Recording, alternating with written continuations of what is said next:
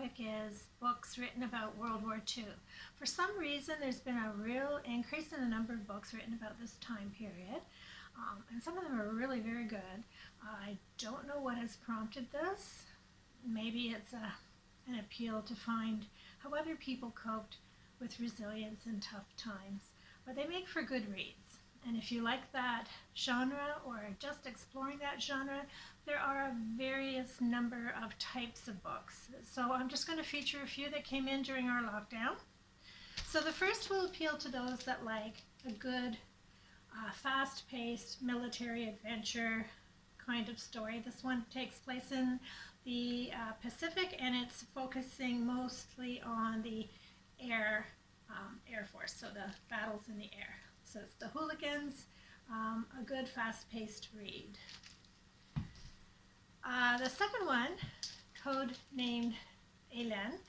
If you've managed to pick up a couple of the books that were set in the Ritz Hotel in Paris during the war, during the occupation of the Germans, there's a couple there that feature socialites or wealthy folks that lived in the Ritz. It was a hotel that was very much apartments as well in that time period, and some of the resistance efforts they undertook. This is actually based on a true story of a socialite that hosted the Nazi contingent in her apartment, but secretly was working against them. So, codename Hélène. The Yellow Bird Sings is a novel, but it was inspired by many of the stories of children hidden during the Holocaust years.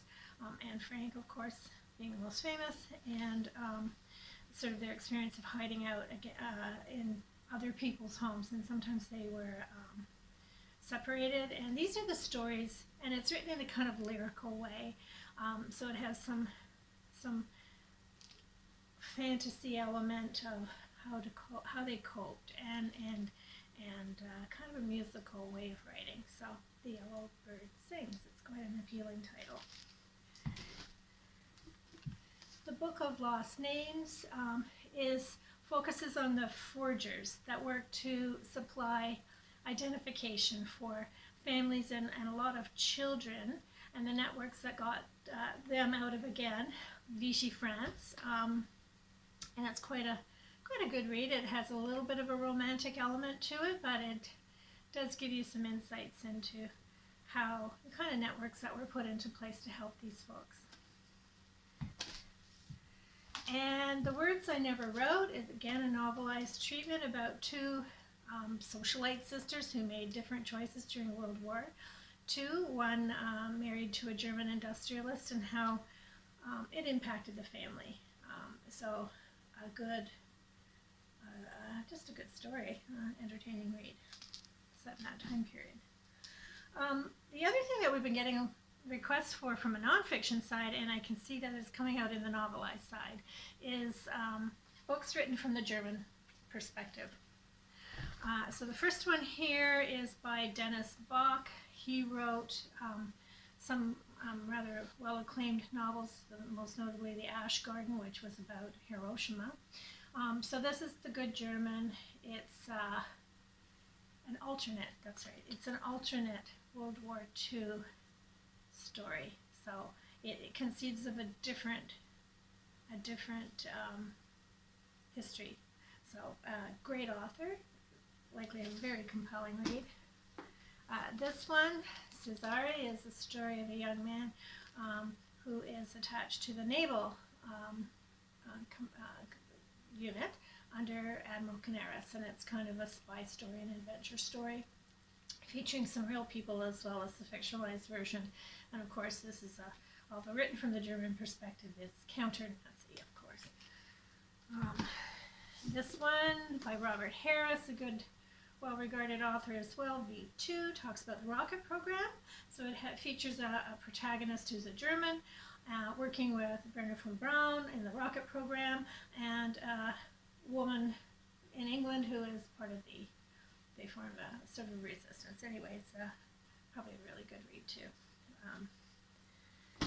The Daughter of the Reich is another one written about a daughter of a high-ranking Nazi officer, and how her views are impacted by meeting a German, a Jewish friend who gives her a different perspective. So again, from the German side, but with encounters with the Jewish people in her life that changed her mind.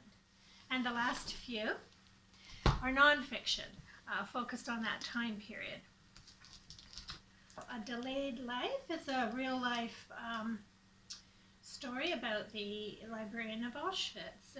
Her experiences as a child, growing up in Prague and as in Auschwitz, and how she felt she put her life on hold, and sort of how that experience affected her through her life, and it's a great memoir.